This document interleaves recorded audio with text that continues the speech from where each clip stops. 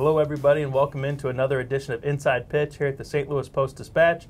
I'm Ben Frederickson alongside columnist colleague Jeff Gordon, and today we're here to break down the Cardinals season earlier than the fans expected, certainly, Gordo, but there's some tough questions to ask, and that's kind of what we're going to focus on today. What's the one big area that you want to see the Cardinals focus on this offseason? There are multiple, of course. You have to fix the bullpen. You have to figure out what Carlos Martinez is. You have to do all the things that a team does after every season, but the Cardinals have some bigger concerns as well, and I wanted to hit on that. You've got back-to-back third-place finishes. You got missing the postseason for the third year in a row. The division's not getting any easier.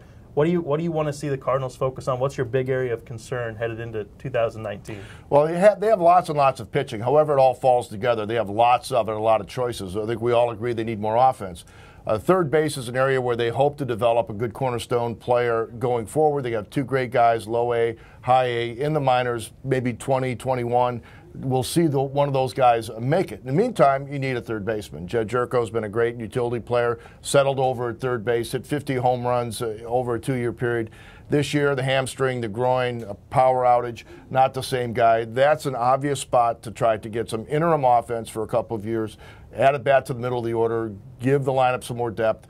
Yeah, Donaldson's 34. It might be worth a look if he's, based on what your scouts believe he did at the end of the season, or maybe Moustakas if the Brewers can't afford to go forward with him. Yeah, Moustakas has played well this season. I'm always a little iffy on him, but he has played well. Donaldson, he's gonna make a lot of money or lose a lot in this postseason. Yes. Playing for Cleveland. I look at third as well, but also, I'm talking third in the order.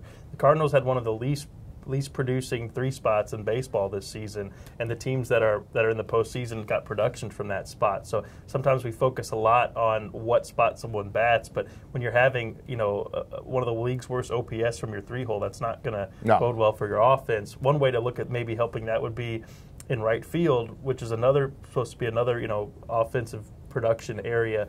Bryce Harper's on the market this offseason.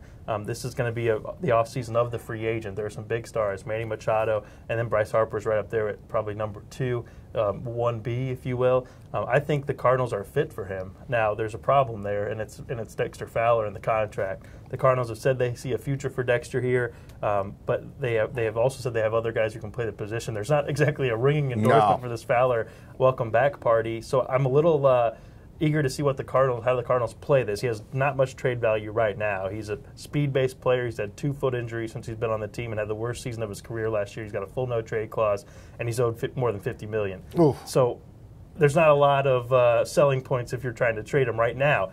Can he bounce back in spring? We'll see. I think that would help the cause, but I don't think that stops you from pursuing a transformational player like Bryce Harper. He hits left-handed. He would be a legitimate star here, and I think the Cardinals would be able to intrigue him with some of the selling points they have to offer.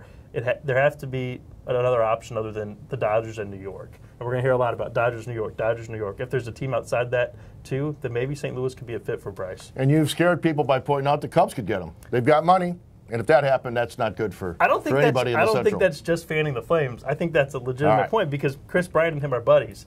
And, they grew up together in Las Vegas. He's going to know all about the Cubs through Chris's eyes. And that's why I tell Cardinals fans, if you're not hot on Bryce Harper, I get it. Okay, maybe you don't like his antics.